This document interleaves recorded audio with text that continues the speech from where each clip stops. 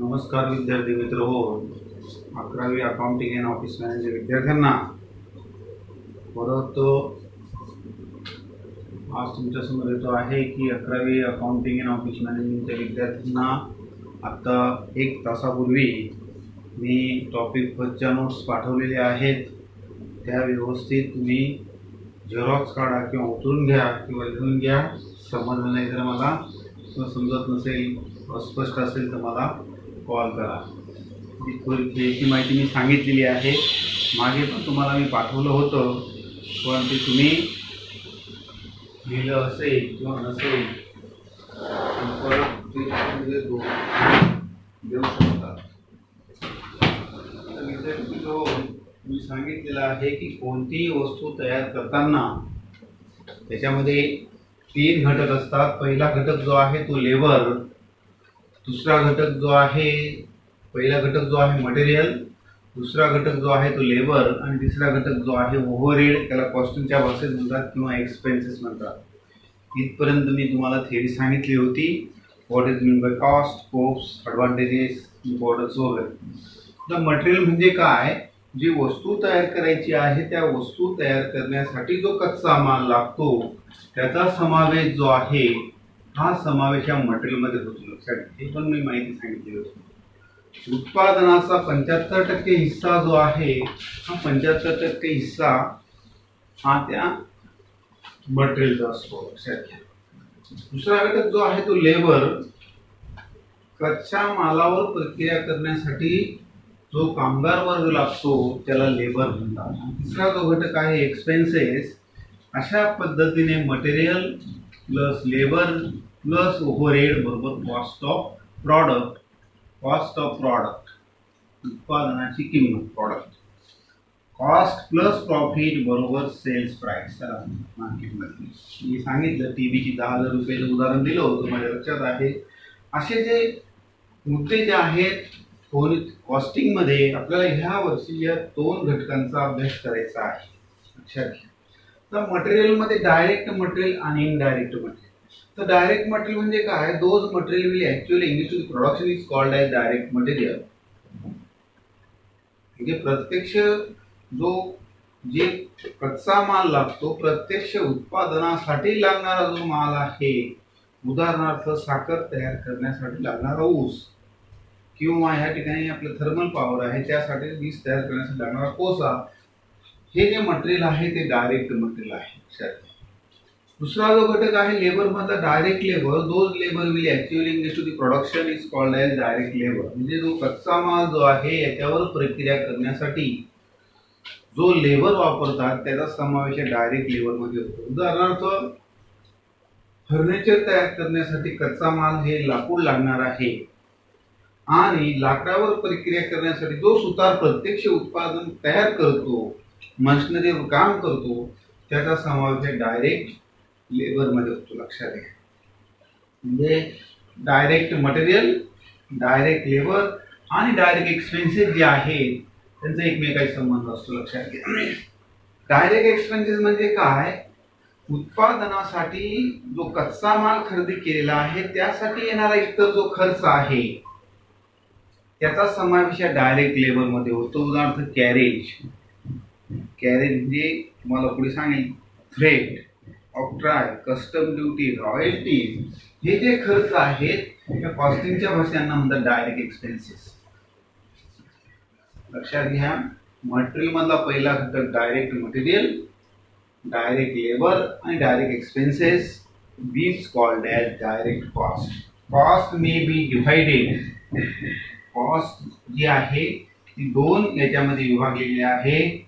Direct cost आणि दुसरं जे आहे इनडायरेक्ट कॉस्ट.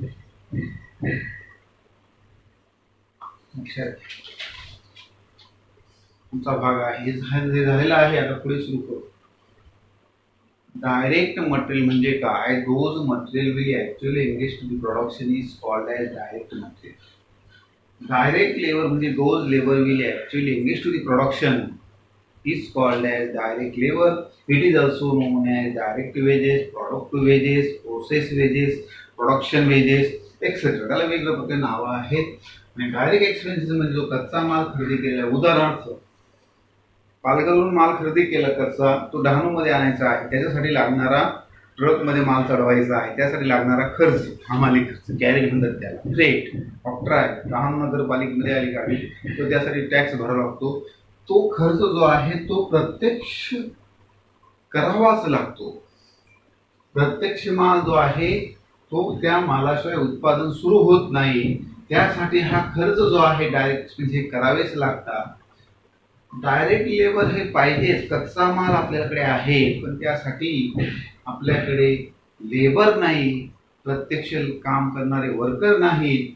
असा समावेश जो आहे तो समावेश डायरेक्ट लेबरमध्ये होतो.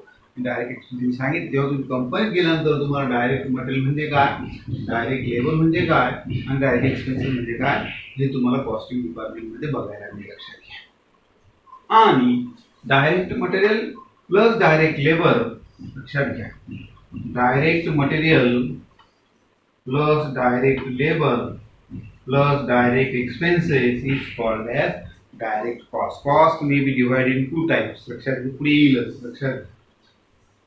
दुसरा जे घटक आहे ते म्हणजे मटेरियल मधला दुसरा घटक इनडायरेक्ट मटेरियल, इनडायरेक्ट लेबर आणि इनडायरेक्ट एक्सपेन्सेस. लक्षात घ्या, त्याचा आपल्याला अभ्यास करायचा आहे. इनडायरेक्ट मटेरियल म्हणजे काय, those material will not be actually engage to the production but help to the product is called as indirect labour. असं काही इनडायरेक्ट मटेरियल, असं काही मटेरियल आहे की ते आपल्याकडे जरी कमी जास्त असेल तरी प्रोडक्शन बंद पडत नाही. तर उदाहरणार्थ तुम्ही टेबल तयार करण्यासाठी तुम्ही लाकूड आणलेलं आहे. नुसतं लाकूड असून चालत नाही, त्याच्यावर इतर साहित्य लागेल, तुम्हाला चुका लागतील, कॉलेज पेपर लागेल, फेविकॉल लागेल, लक्षात घ्या. असं जे इतर साहित्य जे आहे त्याचा समावेश या इनडायरेक्ट मटेरियल मध्ये होतो, लक्षात घ्या. पण ते कमी जास्त असेल, direct material, indirect material means those material will not be identified to cost of production but help the product is called as indirect material.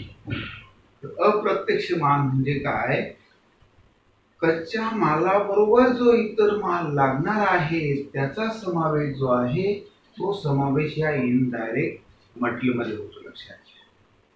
Labour मधला दुसरा जो घटक आहे तो indirect labour. Indirect labour means those labour will not be actually engage to the production but help to the product is called as indirect labour.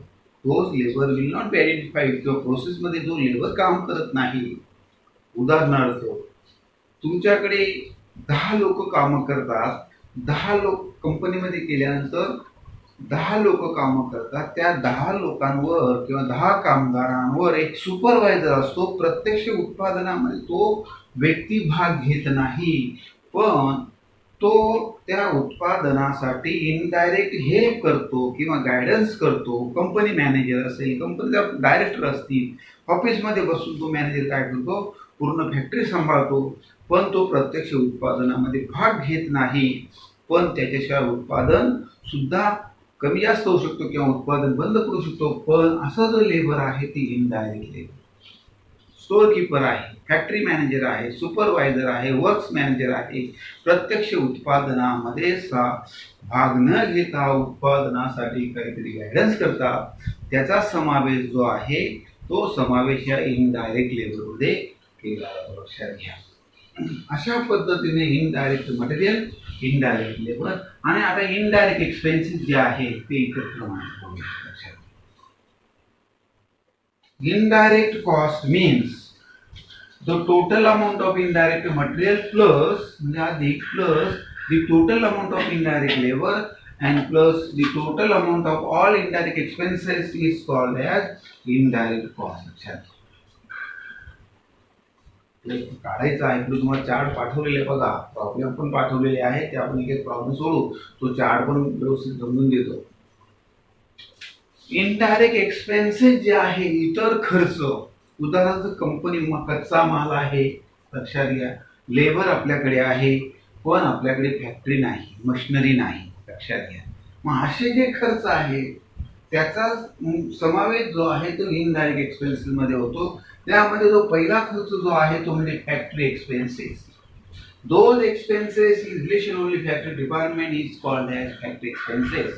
For example, factory rent, factory lighting, factory heating, factory power, order charges, लक्षात घ्या, depreciation of plant and machinery, असे जे खर्च आहेत त्याचा समावेश या factory expenses मध्ये होतो. लक्षात घ्या, तुम्हाला मी पाठवलेले आहे ते बघा, हे सर्व नोट्स तुम्हाला मी पाठवलेले आहेत. Factory expenses means those expenses, या वही म्हणून तुम्हाला नोट्स पाठवलेले आहेत त्या नोट्स तुम्ही त्याच्यामध्ये बघा. Factory expenses means those expenses in relation only factory department is called as factory expenses. बघा त्याच्यामध्ये for example factory rent, factory lighting, factory heating, factory power, lighting expenses वगैरे वगैरे जे खर्च जे आहेत, म्हणजे असे काही खर्च की ते फक्त फॅक्टरी संबंधित येतात, त्याचा समावेश जो आहे या फॅक्टरी एक्सपेन्सेस मध्ये होतो. लक्षात घ्या,